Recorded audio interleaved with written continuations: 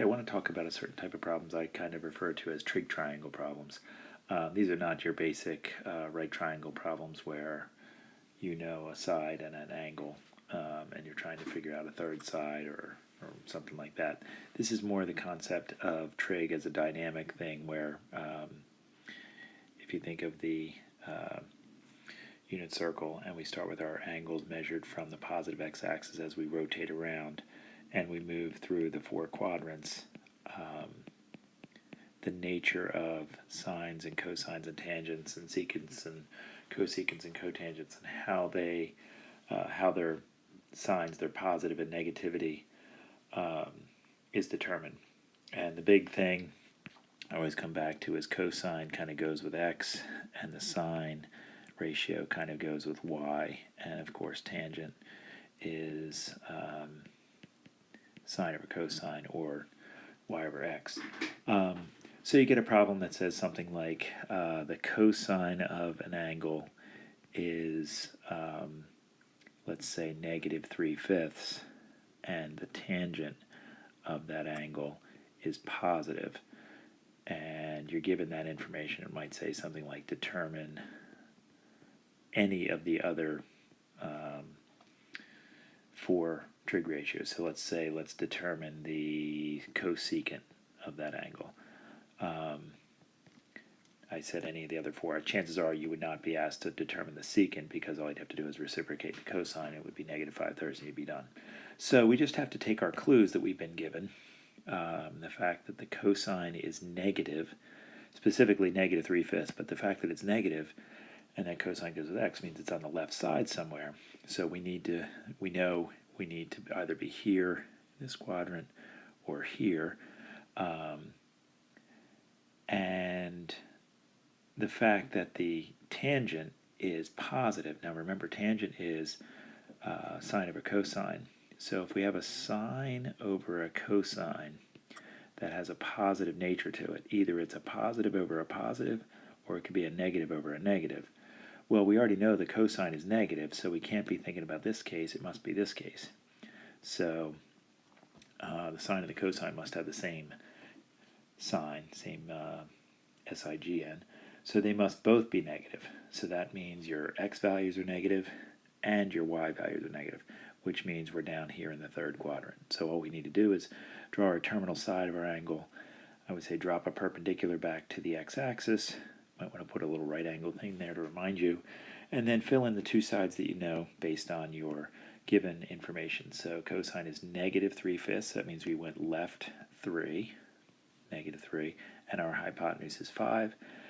You would do Pythag, a squared plus b squared equals c squared to determine this value. I guess I could call it b or y or something like that. I think many of you would already recognize that this is a 3, 4, 5 triangle, so that distance is 4, but since it's down in the negative direction, it would be negative 4. And once you have that, yes, you found information about the reference angle, but if we wanted to, say, for example, the cosecant, which was what we've been asked, the cosecant of that angle, instead of being the sine, which is opposite over hypotenuse, negative 4 over 5, it would be the hypotenuse over the opposite. So we would probably just write that as negative 5/4, such as that. So there's your basic example. You can ask that lots of different ways, but it all comes down to, do you recognize what quadrants are in play based on the two clues? One clue will always give you half the circle. The other clue will give you half the circle, and you put those two together, and you're going to get one specific quadrant, and then you just draw your terminal side and go from there. The other way these questions are asked is with the something like the terminal side of an angle passes through some point. Let's say it passes through negative 2, 5. And then, you could be asked, find any one of the 6 trig ratios. So let's say we're going to find the cotangent. Now, let's not say cotangent. Let's make it a little bit more interesting. We'll say we'll find the sine of theta. You'll know why I asked for something more interesting after we draw this. So the angle passes through the point negative 2, 5. And so, if I draw my terminal side such that it's going to go through that point, we could think of, negative 2 being over here and 5 being somewhere up here. We're talking about a point that's out there. So our terminal side goes through that point. But the concept is the same. We essentially went left 2 and up 5. And so there's an implied right triangle there with its own reference angle. And as soon as we find this third side using Pythag, we can determine any trig ratio we want. We just have to use our SOHCAHTOA. So again, even though the original angle takes us to that terminal side, all we have to do is focus on this one triangle right here to come up with any trig ratios we need. So let's get the terminal side. Negative 2 squared, the length of that side of that triangle. Negative 2 squared plus 5 squared is our side squared. I guess I can call it h squared for hypotenuse. And this is going to be 29 equals h squared. So h is root 29. And remember, I've said many times the hypotenuse can never be negative. So regardless of whether it's going up like it is here or going down like it did in the previous example, the hypotenuse is always a positive quantity. Think of it as a distance from the origin. So there we go. Our hypotenuse is root 29. And we were asked for the sine of our angle. So all we have to do is think of opposite, which is 5, over the hypotenuse, which is root 29. And we could either leave it that way or rationalize the denominator by multiplying by root 29 over root 29. And we get 5 root 29 over 29. Pretty straightforward. Classic trig questions. They're good questions because they incorporate a lot of basic knowledge about the circle, but at the same time, they provide a nice little puzzle and just putting some synthesizing some different ideas together to get a good concept of trig. So there you go.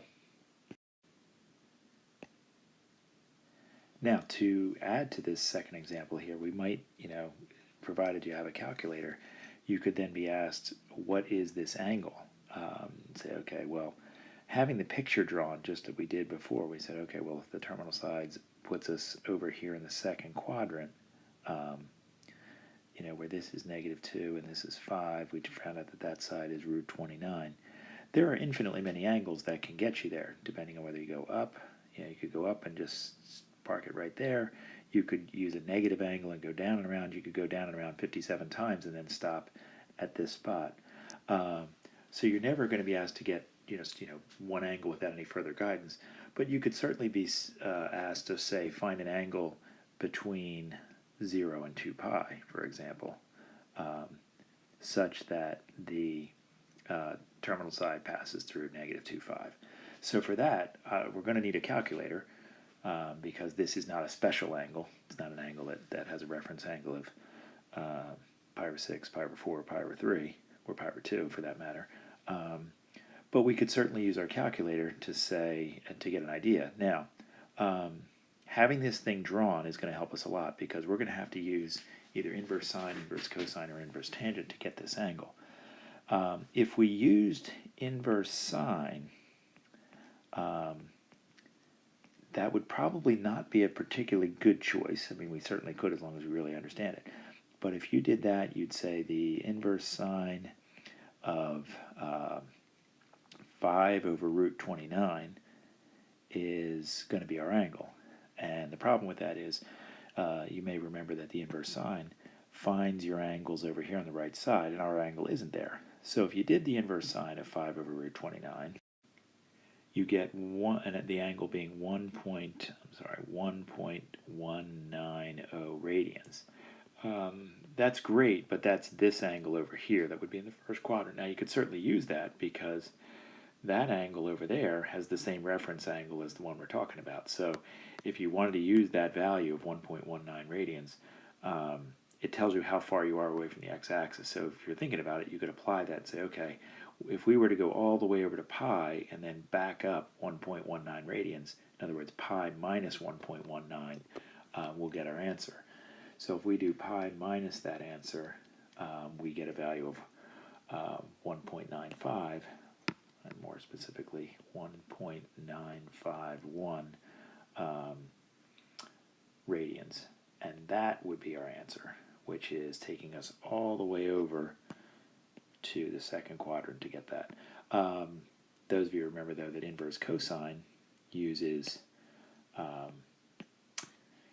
the top part of the circle, gets its positive cosines here and our negative cosines there. That would give you the answer directly. So if you just said, all right, let's use the inverse cosine of, let's see, the cosine of the angle is negative 2 over root 29, negative 2 over root 29, and put that in your calculator, you'll find it gives you exactly the 1.951 angle that we needed directly. You wouldn't have to do any further thought, but the problem is, in order to know that, you had to put the thought in to begin with. So it's really 6 of one, half dozen the other. This one, of course, gets you the angle directly, but you really have to know what inverse sine and inverse sine and inverse cosine are going to give you before you could do it. Now, if we had done an angle in the third quadrant, say negative 2, negative 5, that had put us down here somewhere, then neither inverse sine or inverse cosine is going to find that for you. So you may as well just use, inverse sine and get this reference angle, and then you would have to think about going to pi radians and then going that far beyond. So, for example, if I had used that, we would know that the reference angle down here is that 1.19 radians, and the final answer would have been pi plus 1.19. So somewhere in the 4.1, 4.2 area. But there you go. That's pretty much the types of problems that you can get with trig triangles and knowing your way around the unit circle.